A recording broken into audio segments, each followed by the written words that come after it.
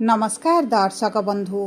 पवित्र मिथुन संक्रांति बा रज संक्रांतिर हार्दिक अभिनंदन एवं शुभेच्छा जणाई आजिर कार्यक्रमटी को आगक बढ़ाइबा एवं जानिबा दीर्घ 139 वर्ष परे एही जो महासंजोग एही मिथुन संक्रांति एवं मल अमावास्यार हेबा पाई जाउछि ताहार प्रभाव समस्त धनुराशिर व्यक्ति विशेषଙ୍କ जीवन रे किभଳି रहिबा पाई जाउछि। कारण सर्वपरे मन रखिबाकू हेबो जे धनुराशिर शनि अढ़ेई चलीछि। देखंतु दर्शक बंधु, आजिर एही भिडियोटी समस्त धनुराशिर व्यक्ति विशेषଙ୍କ पाई बहुत अधिक गुरुत्वपूर्ण रही।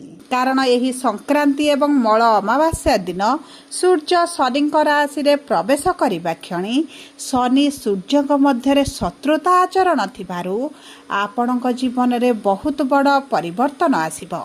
किंतु समस्त धनुराशिर व्यक्ति विशेष मानकू एका प्रकारर प्रभाव पड़िबो नाही।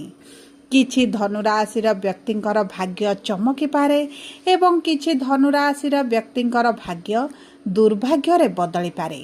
एहा आपणकर नक्षत्र उपरे निर्भर करुछि कि आपणकर केउ नक्षत्र। देखंतु धनुराशिर 3टी नक्षत्र रहिछि। मूला धनु 19/9, पूर्वषाढ़ा धनु 20/9 एवं उत्तराषाढ़ा धनु 21/9 धनुराशि एवं एही 3टी नक्षत्र रे अलग अलग प्रभाव रहिबो एही मिथुन संक्रांति बा रज संक्रांति परठारु। कारण आपणकर नक्षत्र अधिपति अलग अलग आटंती। तेणु करी आपणकर भाग्यटी चमकिबो ना नाही, आपणकर आशा गुड़िक पूरण हेबो ना नाही, किंबा आपणक कार्य रे आपणको सफलता मिलिबो ना नाही, एही भिडियो रे विस्तृत भाव रे आलोचना करिबा।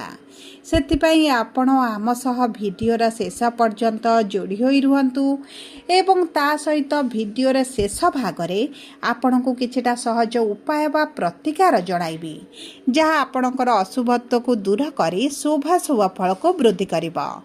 किंतु भिडियोटी आरंभ करने पूर्वरु यदि आपणकर भी धनुराशि होइथाए एवं आपण भी ईश्वर को आंतरिक भक्ति एवं विश्वास करती तेबे भिडियोटी को लाइक करंतु। कमेंट बॉक्स रे जय जगन्नाथ जय माँ लक्ष्मी अवश्य लिखि दियंतु। ता सहित आम सह जोगाजोग करिबा पई भिडियोर मध्य भाग रे एक व्हाट्सएप नंबर टी दिया जाइछि। जो नंबर साहाय्य आपण आम सह जोगाजोग करी निजर नूतन कुंडली प्रस्तुत करि परिबे, कुंडली विश्लेषण कराई परिबे, किंबा आपणकर चाकरी, विवाह, व्यवसाय, प्रेम संपर्क, शिक्षा, स्वास्थ्य को नहीं किछि समस्या रहिछि ताहार सहजरे एवं स्वल्प मूल्य रे समाधान करि परिबे। सेतिपई आपण आम सह भिडियोर शेष पर्यंत जोड़ी होई रुहंतु एवं व्हाट्सएप नंबर माध्यम रे आम सह जोगाजोग करी खूब कम मूल्य रे आपणक समस्यार समाधान करंतु। एबे आसंतु जानिबा एही महासंजोग मिथुन संक्रांति एवं मल अमावास्याटी आपणक पई अभिशाप हेबो ना आशीर्वाद हेबो। सर्वप्रथमे जानिबा मूला धनुराशिर व्यक्ति बा 19/9 राशिर व्यक्ति विशेष मानक जीवन रे की प्रकार प्रभाव पड़िबो। देखंतु केतु हेउछन्ते आपणकर नक्षत्र अधिपति, देवगुरु बृहस्पति हेउछन्ते आपणकर राश्याधिपति। केतु विराजमान करिछन्ते भाग्यर भाव रे एवं शत्रु राशि रे, जेउ कारणरु आपणकर भाग्य साथ न देला भली आपण अनुभव करूछन्ती। दीर्घ किछि मास बा किछि वर्ष हेबो आपण जे कोनोसी कार्य करूछन्ती आपणको सेतिरे एतडा सफलता मिलु नाही, संतुष्टि मिलु नाही, कार्यटी संपूर्ण हेई पारुनी। आपण जदि लोन चाहुछन्ती, किछिटा इन्वेस्टमेंट चाहुछन्ती, अर्थ चाहुछन्ती, आपणको ताहा प्राप्त होई पारुनी एवं आपणकर करज बढ़िबा सहित आपणकर आर्थिक स्थितिटी बहुत अधिक खराब रहुची।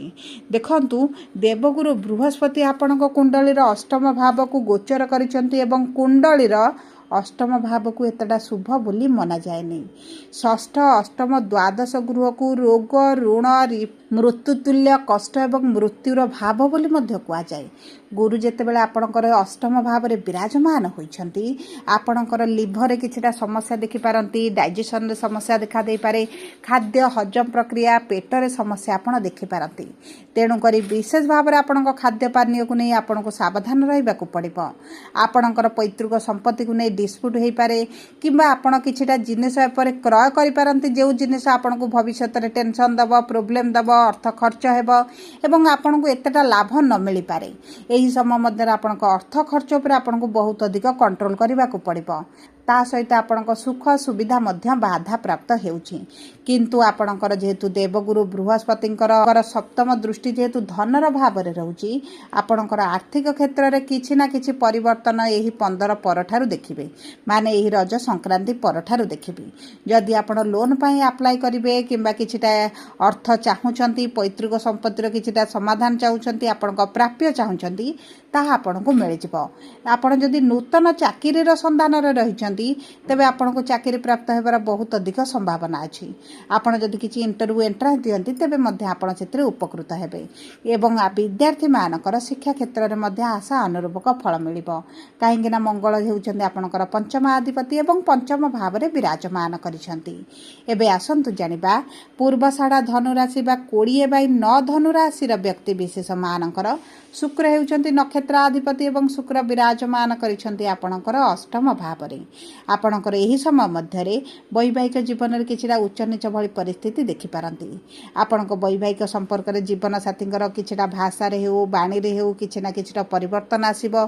पारिवारिक दुश्चिंता बढ़ी पारे, परिवार रे समस्या बढ़ी पारे, स्वास्थ्य को नै समस्या देखि पारंती किंबा आपणक जीवन साथींक क्यारियर रे किछिटा समस्या पाई मध्य आपणक वैवाहिक जीवन रे आपण असंतुष्ट अनुभव करि पारंती। किंतु जदि आपण एही समय मध्य किछि प्रॉपर्टी क्रय करिबा पई चाहुचंती तेबे आपणको उत्तम फल प्राप्ति हेबो। किंतु आपण जदि बुझी विचारी करंती तेबे शुभदायक आपणको पई रहिबो। जदि पूर्वर किछिटा कोर्ट कचेरी केस रे फसिचंती तेबे आपण सेत्रु बाहरी जिबे। आपणको कर्म क्षेत्र रे शुभ फलाफल प्राप्ति करिवे। जदि आपणकर दैनिक रोजगार रहिछि, डेली डेली आपण इनकम करूचंती सेथिरे आपणकर बढ़ती आसीबो। एवं आपण जदि पार्टनरशिप रे किछि कार्य करूथले एवं पार्टनरशिप व्यवसाय रे आपणकर एतना भल स्थिति नथिला, भल परिस्थिति नथिला तेबे आपण सेथिरे निश्चित भाव शुभ फलाफल आगो को देखिबा पई जाउछंती। जदि निजस्व किछिटा आरंभ करिबा पई चाहुचंती अति उत्तम रहिबो। जदि विदेश जिबा पई चाहुथिले तेबे आपणको बहुत गुडे सुयोग प्राप्ति हेबो। चाकरी रे ट्रांसफर प्रमोशन पई मध्ये भल सुयोग मान मिलिबो एवं आपणकर जे गुप्त शत्रु बढ़िचंती, आपणको आगरे मित्र होई पछपटे आपणकर जे समस्या सृष्टि करूछंती सेही व्यक्ति माने आपणको जीवन रे आपण समानको चिन्हिबे, जानिबे, दूरता बनाइबे एवं किछि संपर्क मध्ये आपण काटि पारंती। जदि आपण पूर्वरु विदेश रे रहउथिले तेबे आपणको निश्चित भाव रे उत्तम फल प्राप्ति हेबो। एबे आसंतु जानिबा उत्तराषाढ़ा धनु बा 21/9 धनु राशि र व्यक्ति विशेष मानकर नक्षत्राधिपति होउचंदी सूर्य। विवाह पई अति प्रबल योग बनुछि। जदि आपणकर विवाह रे बाधा विघ्न सृष्टि हेउथला, विवाह होई पारु नाही, बयस बढ़ी चलीछि, समय अतिक्रम करूछि किंतु आपणकर सठिक मन पसंदर विवाह प्रस्ताव मिल पारुनी तेबे चिंतार कौनसी आवश्यकता नाही। आपणकर एही जून मासरु अक्टोबर मध्य निश्चित भाव में मन पसंदर विवाह प्रस्ताव आसीबो। एवं देखंतु जदि आपण प्रेम संपर्क रे अछंती एवं प्रेम विवाह करिबा पई चाहुचंती सेथिरे समस्या देखुचंती तेबे मध्य आपणकर सेही समस्या गुडिक दूर होई जिवो। देखंतु प्रेम विवाह करिबा पई समस्त चाहिले मध्य आपणक कुंडली रे जदि प्रेम विवाह रो योग नथिबो तेबे आपणकर होई पारिबो नाही। तेणु करी आपणक कुंडली देखि बुझी जानी आपण जदि समस्या गुडिकर समाधान करिवे तेबे आपणकर विवाह होई जिवो। एवं ता सहित जे माने पूर्वरु चाकरी रे अछंती एवं चाकरी रे परिवर्तन चाहुचंती, नूतन कंपनी नूतन ऑफिस रे जॉइन करिबा पई चाहुचंती तेबे आपणको उत्तम फल प्राप्ति हेबो। एवं देखंतु एही समय मध्य रे मंगल 21 तारिख रे आपणकर षष्ठ भाव को गोचर करिवे माने आपणकर जे ऋण बढ़ी ता कमी जिवो। आपणकर जदि करज बढ़ी जाईछि ता मध्य कमी जिवो एवं आपणक पितांक सहित संपर्क धीरे धीरे परिवर्तन हेबो।